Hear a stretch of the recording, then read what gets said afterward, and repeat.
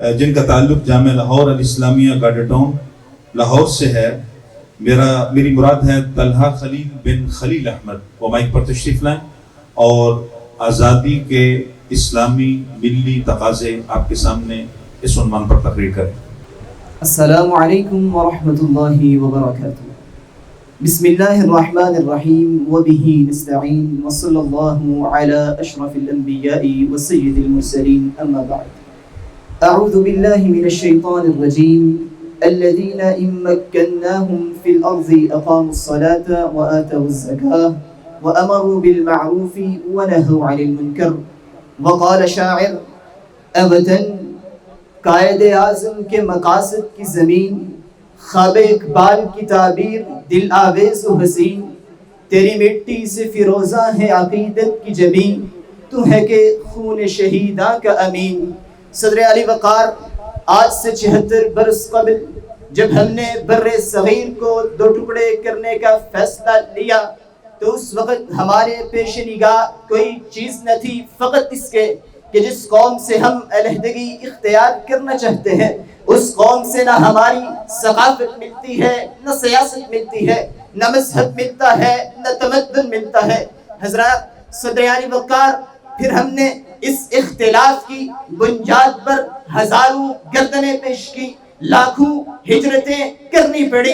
پھر صدر علی وقار میں یہ بات کیوں نہ کہہ دوں، نہیں ملا وطن پاک تحفے میں ہمیں، ہزاروں دیپ بجھے تو یہ چراغ جلا. صدر علی وقار، آگ و خون کی اس ہولی کے نتیجے میں ملنے والی اس آزادی نے مجھ سے اور آپ سے کیا تقاضے کیے، آئیے ان کی طرف نظر دوڑاتے ہیں. سب سے پہلا تقاضا اسی نعرے میں پنہا ہے جس نعرے کی بنیاد پہ ہم اپنے بچوں کے لاشیں نیزوں پہ لہراتے چھوڑ کر کے آ گئے تھے.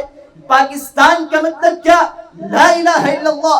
جب اس نعرے کو میں نے سیرت نبی کائنات میں تلاش کیا تو مجھے نظر آیا کہ کائنات کا محبوب پیغمبر جب مکہ فتح کر کے خانہ کعبۃ اللہ میں سجدہ ریز ہوتا ہے اور 360 بتوں کو گرا کر کے رہتی دنیا کو یہ پیغام دیتا ہے، یاد رکھو اسلامی ریاستوں کا مطلب کیا؟ لا الہ الا اللہ. پھر میں نے قرآن سے پوچھا کیا آپ کے پاس بھی اسلامی ریاست کے کوئی تقاضے ہیں؟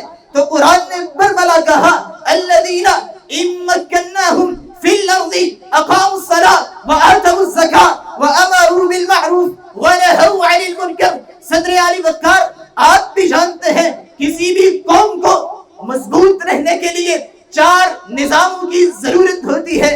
اس کے شخصی کردار کی ضرورت ہوتی ہے، اس کے نظام معیشت کی ضرورت ہوتی ہے، اسے نظام معاشرت کی ضرورت ہوتی ہے، پھر اسے عدل و انصاف کے نظام کی ضرورت ہوتی ہے. قرآن نے بڑی خوبصورتی میں 2 جملوں میں ان سارے نظاموں کو بیان کر دیا.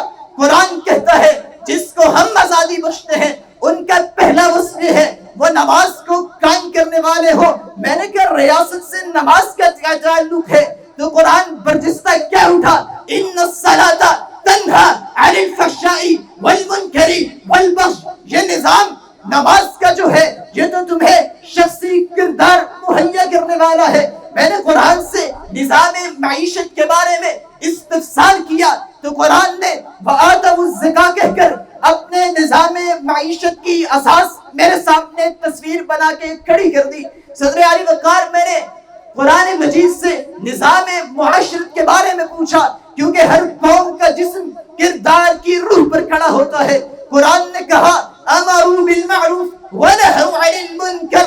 جس قوم کو ہم آزادی بخشتے ہیں ان کے باشندگان ایک دوسرے کو نیکی کی تلقین کرنے والے، برائی سے روکنے والے ہوتے ہیں. کنتم خیر امہ اخرجت للناس. تمہارے لیے بہترین ہونے کا معیار یہ ہے تم لوگوں کے لیے نکل کر کسی کو نیکی کی تلقین کرو، کسی کو برائی سے منع کرو. میں نے عدل کے نظام کے بارے میں پوچھا تو داؤد علیہ الصلوۃ والتسلیم کو دیے گئے اصول کو میری شریعت کا جز بنا کر اصول بنا کے پیش کر دیا. یا داؤد انا جعلناک خلیفۃ فی الارض فاحکم بین الناس بالحق.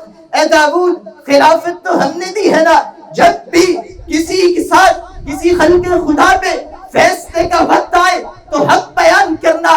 ہاں میری شریعت میں حق یہ رب کا قرآن ہے, یہ نبی کا فرمان ہے. صدر علی وقار نبی کے فرمان سے مجھے اپنے ملک کے ملی تقاضوں کی یاد آئی. من تشبہ بقوم فہو منہم. نبی کے اس فرمان سے مجھے اردو کی مظلومیت نظر آئی, اپنے تہذیب و تمدن میں ملاوٹ نظر آئی, اپنی ثقافت اور سیاست میں انگریز سامراج کی حکمرانی نظر آئی. صدر علی وقار کہنا میں یہ چاہتا ہوں آج بھی اگر ہم ان تقاضوں پہ عمل کر لیں وہ وقت دور نہیں جب زمین اپنے سارے خزانے ہمارے قدموں میں نشاور کرے, آسمان رب کی برکتوں کا ہم پہ نزول کرے اور ہمارے آپ کا نعرہ گنگنائے. پاک سرزمین شاد باد کشور حسین شاد باد تو نشان عزم عالی شاہ عرض پاکستان. والسلام علیکم ورحمۃ اللہ وبرکاتہ. زندگی شعور سے. الحکمہ انٹرنیشنل.